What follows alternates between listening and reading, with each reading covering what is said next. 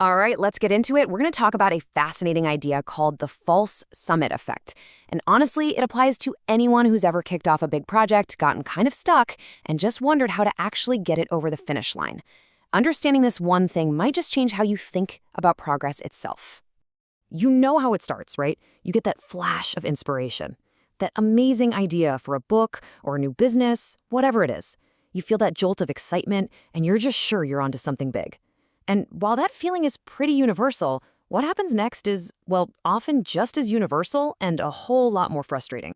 And that leads us to our first stop, the idea graveyard. It's a place a lot of us know, maybe a little too well, even if we've never actually called it that before. I mean, what a powerful way to put it. Just think about it for a second. All those brilliant ideas, those half-finished projects, the notes you scribbled down somewhere, they all represent these little creative sparks that just fizzled out before they ever really had a chance to catch fire. And this slide just nails the cycle perfectly. First, boom, you get that shot of pure excitement. But then comes the wave of self-doubt. You start asking, would anyone even care? Where would I begin? And from there, it's that slow fade. The idea gets put in a drawer, out of sight, and eventually out of mind. So how do you break that cycle? Well, for the person whose story we're following, it wasn't just about gritting his teeth and finding more willpower. It was about something from the outside, what we're calling the mentor's push. So, what was that push? It all came down to a single coffee meeting in July of 2025. This wasn't just some casual chat. It was a game-changing moment with a trusted expert, someone who had already walked the very path he wanted to go down. Now check out the advice he got. It's so interesting because it's the exact opposite of what you'd expect to hear. The mentor didn't say, your story is one of a kind, you have to tell it. No, she said the power of his story was that it wasn't unique, that other people could see themselves in it and actually learn from his experience. And getting that advice from someone he trusted, well, that was everything. It was like it just quieted down that monkey mind, that constant chatter of doubt and anxiety in your head. And all of a sudden, this impossible goal of writing a book, it didn't feel so impossible anymore. It felt doable. So with this new motivation, he started the journey. But that's when he ran into a really surprising new challenge, which brings us to the main event here, the false summit effect. If you've ever been hiking in the mountains, you know this feeling. Oh, you know it.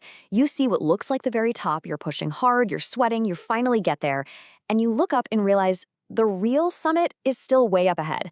It can be so demoralizing. And that's exactly what happened with his book.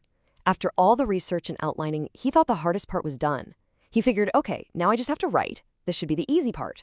The reality? Ha! It wasn't even close. Because finishing that first draft, that wasn't the summit. That was just the first false summit. After that came another peak, sharing it with people for feedback. And then another one, actually using that feedback. Then another, refining the story, strengthening the ideas. Each step felt like the end, but it just revealed more climbing to do. So, how in the world do you keep going when you keep hitting one false summit after another? It all comes down to a really important shift in how you look at it.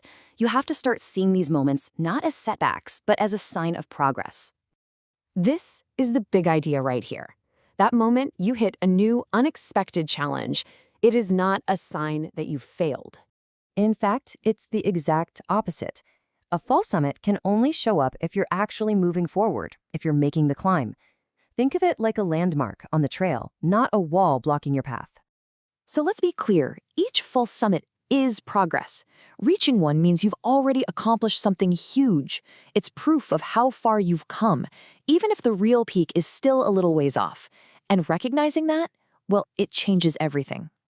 And when you finally do get to that true summit, after all of that, the reward isn't really about the external stuff, like book sales. The author says the real prize is what happens on the inside. It's this deep feeling of calm and satisfaction from seeing it through. It's what you learn about yourself along the way. And maybe most surprisingly, it's that feeling of being eager to start all over again. Which brings us to one last question for you. Think about your own work, your own projects. What's that one challenge you're facing right now that just feels like a massive setback? Now, what if you reframed it? What if that false summit is actually the best sign you have that you're still climbing?